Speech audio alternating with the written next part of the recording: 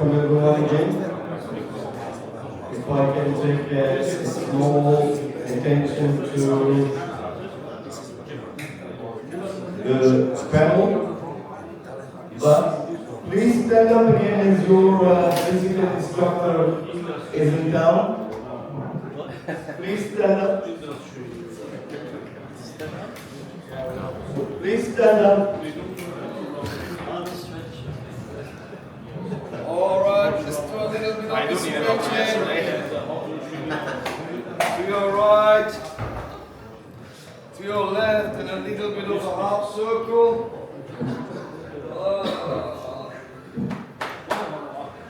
Thank you very much.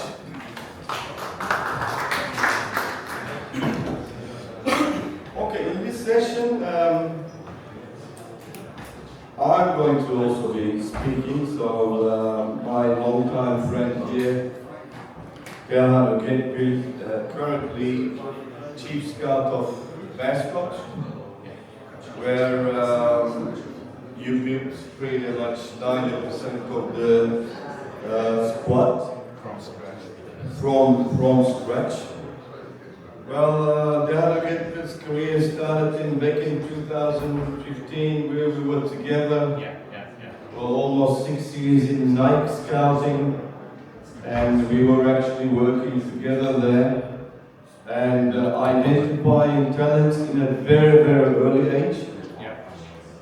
Then, well, Discovery, Ozan Kabak, Çağlar Söyüncü, Cengiz Ünder, they're all became the Turkish national team players. Kerem Aktürkoğlu now. Yes. Dehan, your mic is okay. My mic is off? Oh, okay. And you joined Beşiktaş, then you went to Fenerbahçe, then came back again to Beşiktaş as a chief scout. Yeah. Well, your days in Fenerbahçe with that Muriqi, now still in Spain, Altay Bayındır is now in Manchester United. And, well, key transfers back in the Beşiktaş days, Valentin Rozier and so many other ones. And then you went to work with Sports Republic. Yeah. They own Göztepe, Southampton, Valenciennes, and you were also involved in a lot of transfers in Göztepe, which they actually promoted from the second league to first league, Turkish Super League. And well, it's a very interesting question I have. Yeah. Something simple, let's start. Then I'll squeeze you tighter a bit later. So what's the difference between summer transfer and a winter transfer? So, the summer transfer window actually where you can be more idealistic, where you can make more long-term plans. Of course, it's always important to build your team to be competitive. That's the main goal of every team. But this is where actually you can make more long-term investments, long-term projects. You can go more for emerging players. In winter window, it's a different story. It also depends on the club. If you're a well-established club with good financial situation, you can also make investments for long-term in winter window. But I most like to talk about our current situation because it would be more practical for people to understand. In our case at Beerschot, right now we are playing for promotion. And it is a must for us that we want to. You came to the team in a downtown situation. Yeah. In the summer, unfortunately, when they dropped down from the Belgian Super League the team got relegated, and we came to a club where there was more desperation and a change of ownership. And actually, promotion wasn't the initial plan in the beginning of the season. But through right data scouting and video scouting, with a quite limited budget, we built a solid team. Right now, we are. How much did you guys spend? I would say for the whole team around 2.5 million. Altogether. Altogether, yeah. Altogether. That's a roster. Yeah. It includes the coaching stuff and everything. So it took lots of work. Especially in data-wise, we put really hard work to build a team like this because we were needing at least more than 10 players The important thing was to make the right mixture because we were also needing assets to sell in the future, right? Because in these kind of clubs in Belgium, they are being run by the player sets. You already, if you don't mind asking, you already have a request for one player for over 2.5? Yeah, we had one of the players that we got in the Already? summer. Yeah, already we received one offer, so it was a really important transfer. Hope we will be able to keep him for the second half of the season. Keep him or sell? No, keep him. That's where I'm coming to. Because this season, in the very beginning, our goal was not particularly promotion, but we built the team, and me and my sporting director, since the first second, we were thinking about the promotion. So now we are coming to the winter window. In the winter window, we have to be more pragmatic. We have lots of emerging young players in our lists. Also, lots of agents are sending players with high potential and everything. But, like I said, it depends on every club's situation. If we were a well-established club with good financial situation and we were going to our goal without any obstacle, even in winter window you can think about emerging players, long-term investments. But in our case, we have a limited budget, we have to be more practical, we have to be more pragmatic. So now, all we need in the winter window, I mean for clubs as like, the difference between summer and winter window is this. In the summer window, we can get emerging players. We made transfers 35 years old, 30 years old players, and also we got players 18 years old, 20 years old for emerging players. It's about making the right mixture. You cannot get only emerging young players and expect them to grow. They need good role models in the team. You have to make that right mixture. So we made that. And now, in the winter window, for our goal of promotion, we need a couple of more additions to increase the quality of the team who can make immediate impact. Those players, that's the most important thing about winter window. In summer window, you can like I said, you can expect something in long term. But winter window is, especially for clubs like us, mostly about immediate impact. Well, the thing is, you came from, recently you were at Beşiktaş Yeah. with all that money, Yeah.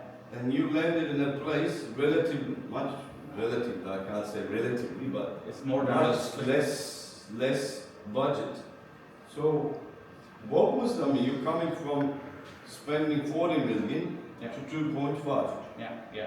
So, how did you yourself adjust to the situation? Luckily, I had a transition process because from Beşiktaş, I didn't directly move to Beerschot.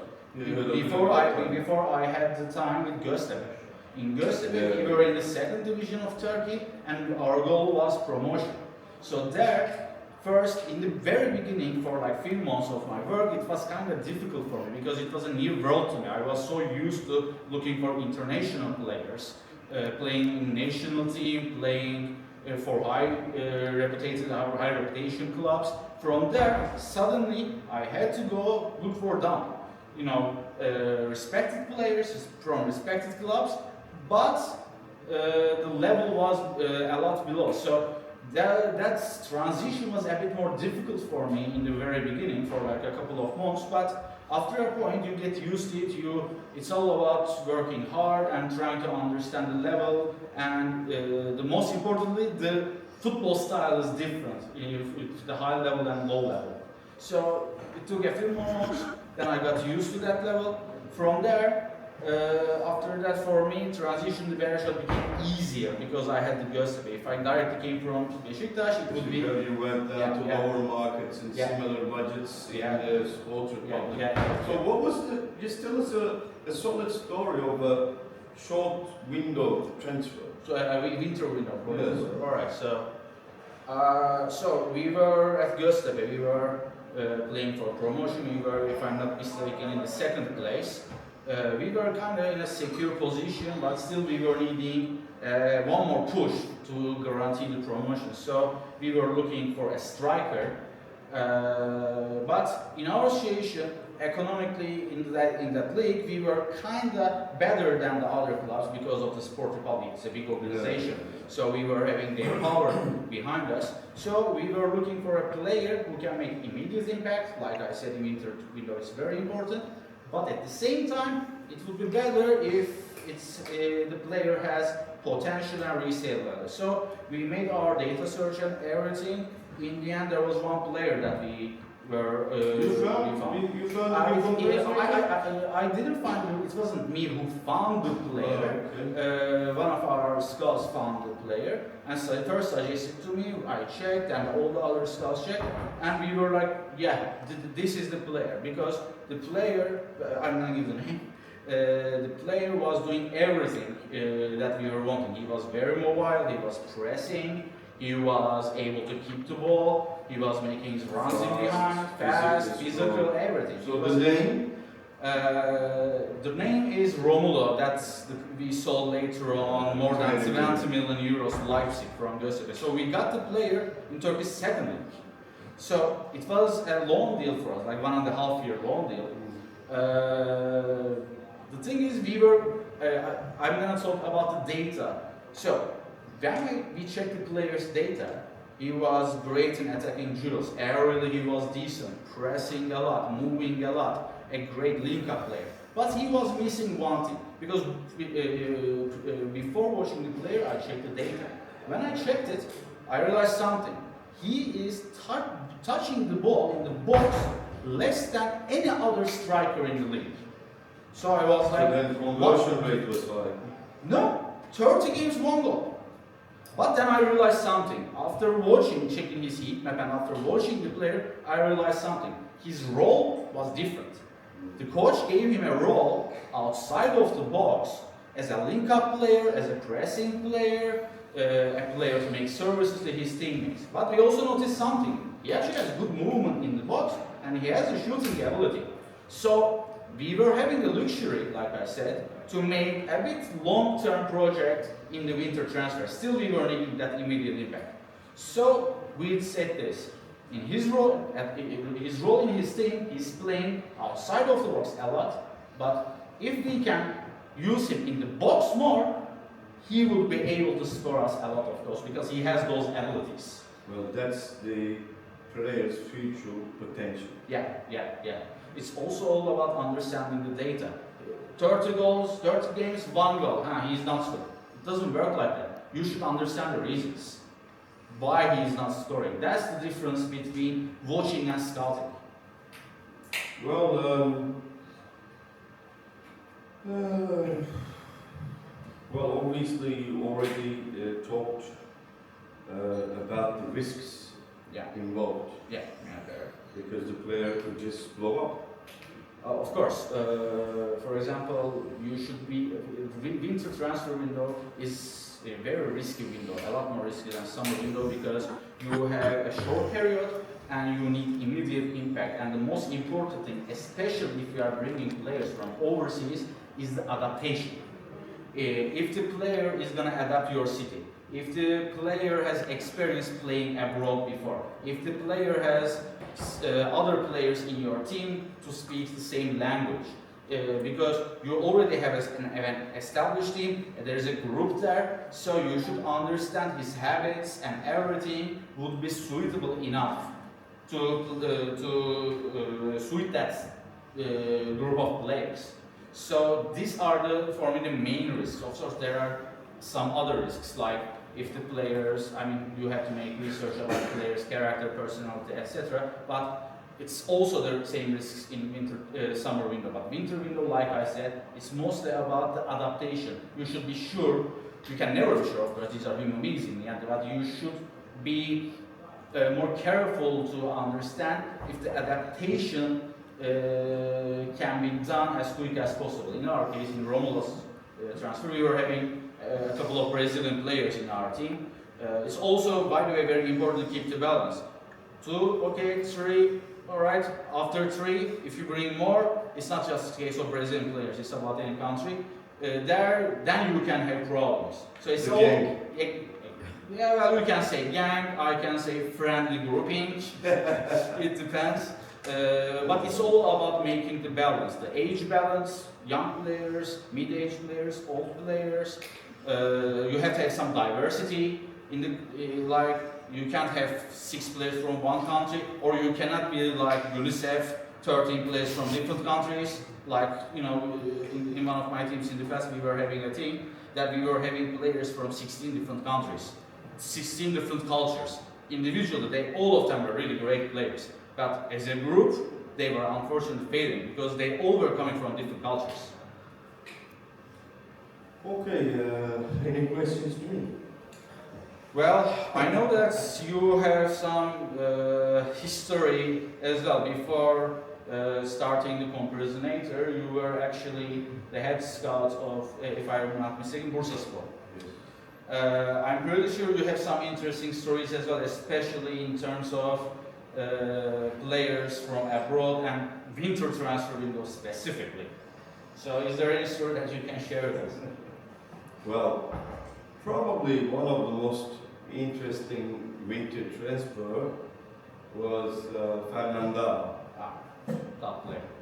And what happened was, as you know, it's a January transfer. Yeah. Okay.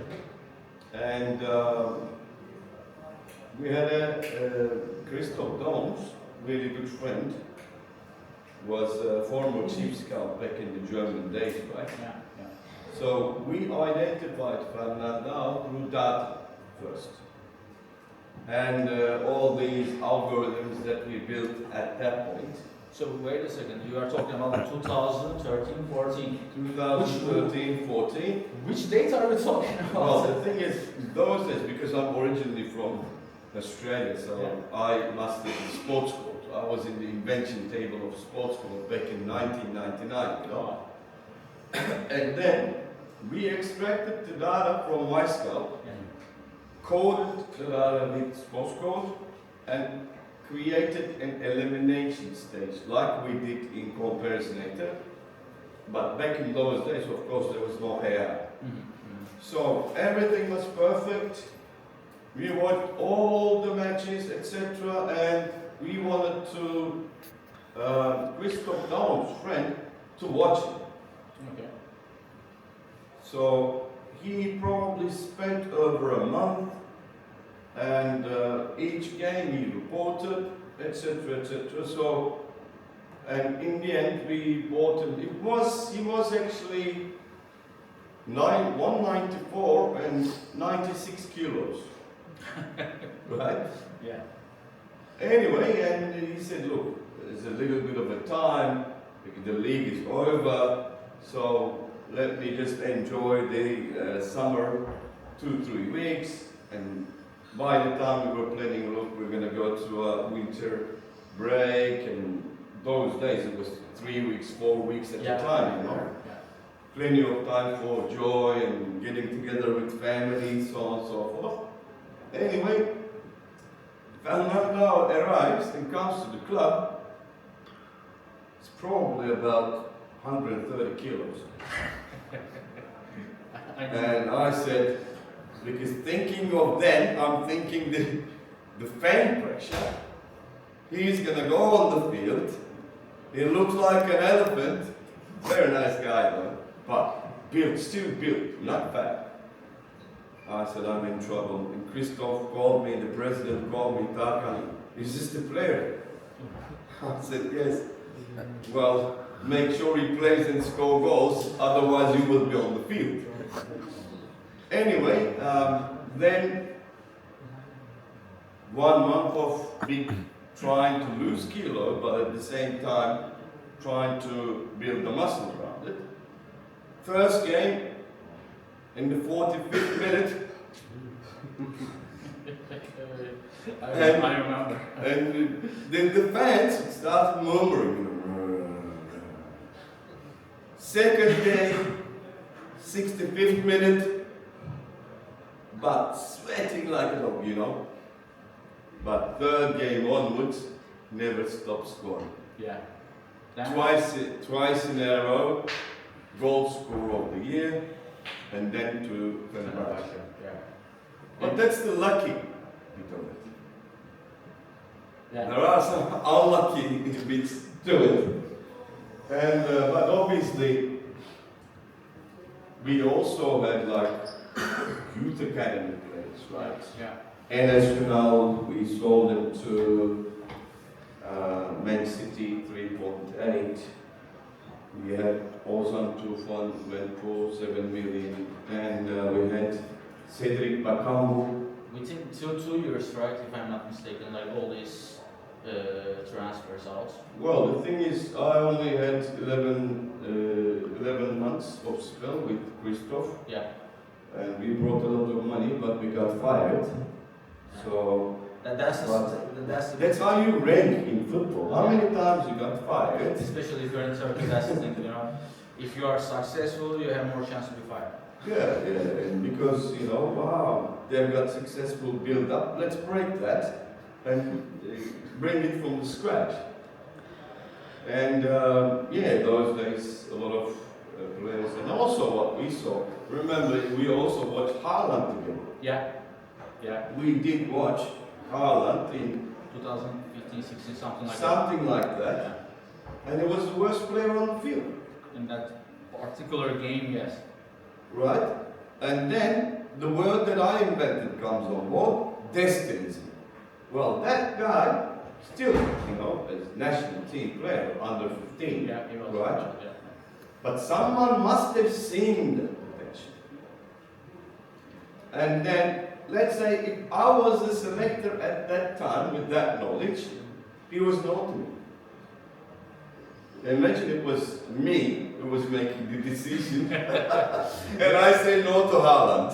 Yeah, of course. I mean, in football business, you grow with the mistakes. I mean, I had lots of mistakes by myself.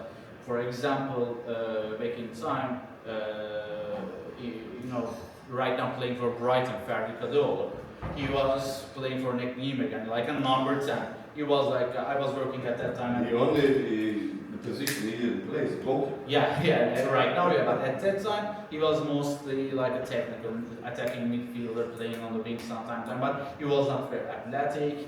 He was quick, but he was he was very soft.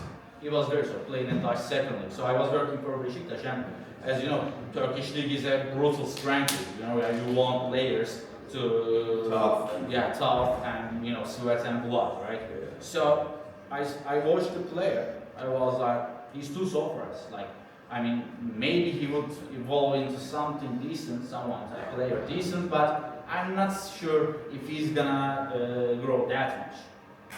Well, in the end, Fenerbahçe transferred him instead of us in Beşiktaş, and in 2 years he struggled exactly. Actually, I had foreseen. Later on, he had a transformation, physical transformation. I still have no clue how it happened, but he turned into one of the most athletic players in Turkey. He was playing like number 10. He became an inverted left wing back. He started to play for national team and everyone, and got sold for 30 million euros or something to Brighton. So, from these mistakes you understand. In this case, I understood one thing. If a player's coordination is good, and if he has long limbs, don't put a red line on him immediately. Keep watching him, because those kind of players have long limbs, and he's short by the way, but his limbs are long. And good coordination, those players always have an athletic potential. So this was a mistake of mine. So it's not always trophies and success. Sometimes you will have to fail. So that was you who lost the 30 million. I said. Well, guys, is there any questions? Anyone would like to ask any question? Please. And if you can also introduce yourself so we get to know each other. Hello, my name is Michael Chura from London, also Bulgarian. So I follow a bit Gustav. I want to bring it back to that period. How close is your relationship with the coach? What's the role of the coach in transforming that team to promotion and now to a really good level at the Premier League, Turkish League? And who has the final decision, like when you select, when you have a short list of players? Is it a combined decision or?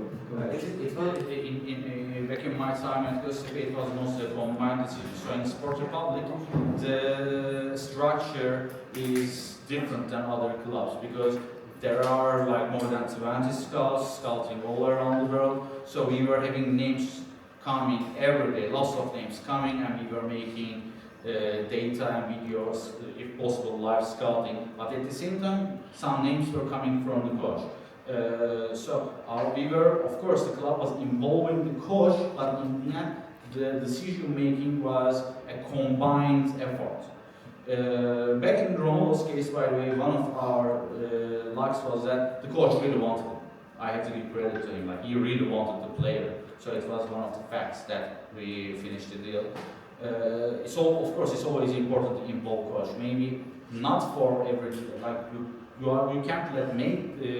can't let coach to make every decision because it has different risks. But of course, you will have to get the idea, the opinion of the coach. Okay. Any other questions? Ishita? If you could just tell a little bit about who you are as well. Sure. My name is Tarkan Batgün. I've been in football for 15 years. Started in financial capacity. I was the CFO of Galatasaray. After I took over a club in the Netherlands, I've been the president of Fortuna Start for 9 years. And I stopped that last July, so I'm a free person. Because I witnessed this transformation of transfers, and of course the financial component is also very important. How do you see AI and data use in decision making in a club? Because now I have seen some data backed or data-based decision making systems before AI became a hype, but it looks like now everyone is jumping on the wagon. Everyone is talking about AI now, just at least 3 years ago, because people forget ChatGPT was introduced in November of 2022. It's not even, it's almost 3 years only. And if you compare ChatGPT 1 to the last version, there's a huge difference. But before that, in the, let's say, 5 years preceding that time, I've never met so many scouts in my life because everyone with a laptop was considering himself or herself as a scout. So now everyone is claiming to be an AI expert. So if you can help us understand how real, productive use, effective use of AI could be done in these processes. Well, everything in my career being involved in the AI and machine learning process thanks to Christoph Daum.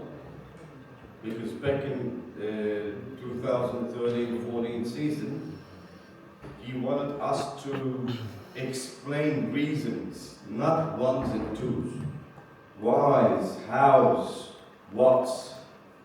And it was a massive struggle in a short term to answer all his questions, especially with regard to scouting and player recruitment. But the process that we started is a numerative investigation process to eliminate unnecessary work time first. Because imagine, coaching staff doesn't have time, assistant coaches doesn't have time, nobody really has a time. So how we can make a report to explain what exactly we think. But the process I took, because I was working also with Matteo Campotonio in Y-Scout, because I was also in the invention table of Y-Scout back in 2009.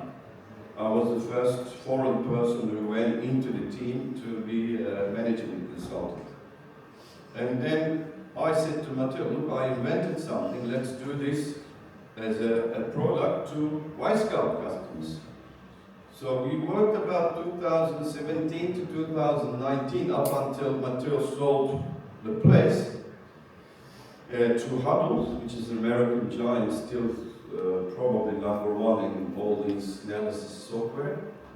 And but in that 3 years' time, we couldn't achieve what we could have achieved because we didn't know the true technology of machine learning. Then, once I came back to Istanbul, I made up a team of really young guys, and one of them is Tarık here, Umut, Furkan, Didem, Orhun, all these family members, and I said, look, we need to make something to contextualize the data. Means I understand ones and twos to a degree, but I want a system to explain everything to me in human language. So how can we achieve that? So back in 2020, we've got the data pool from Viscount at that point, later on Huddle added on. Okay, you need to teach something to the system first. It's part of the machine learning process. First, okay, people's opinion about the players. Because once we watch a player, especially me and Dehan did that a lot, he loved the player, I didn't like it. So how can we utilize a common language which derives from the data but brings me the words and answers why, how, and what the questions. So then, it's like an old clock. You are doing like this, and then it works in a period of time. But what we learned, first, imagine like the AI as a child, then you're growing the child, but AI has millions of much faster capacity than our own learning process. So then we introduce the profiles to the system. Okay, look, Mrs. AI, this is a profile of Dehan. It's an inverted back. What does inverted back do? And in which capacity? What kind of league? The league weights. So it took 2 years to AI to define the league weights. Then the quality of the action. So I scored a goal against a relegation battler is different than scoring a goal in a derby game or a away game or a Champions League game. So then, of course, ChatGPT was a great inventor that enlightened us, and now we invented another GPT system which is called Comparisonator-GPT. Because I don't have a time, now I get my reports in less than 1 second. Okay, and also we added now the physical comparison module. Now, the system learned everything, so I was actually, to this date still, I'm lacking in physical data because I've never been a physical coach. So what I did, okay, AI is already giving me the reports, but I need to learn which center back does what kind of activities, and it makes him or her best in that action. And well, then I bloody paid €100 a week, hired a fitness data specialist, and I'm learning. But the same person and a bunch of 5 very professional people who already taught the system how to extract whys and hows. So now I'm a learner from the AI. So the human is always going to be there. Human is always going to be the decision maker, but we ourselves need to develop and understand it very well. One last example. Well, a student at university works perfectly with ChatGPT, knows every single question what to ask, versus a traditional student who wins. Well, anyway, thank you very much for all of you. Now, I handed the microphone to Nina. Thank you.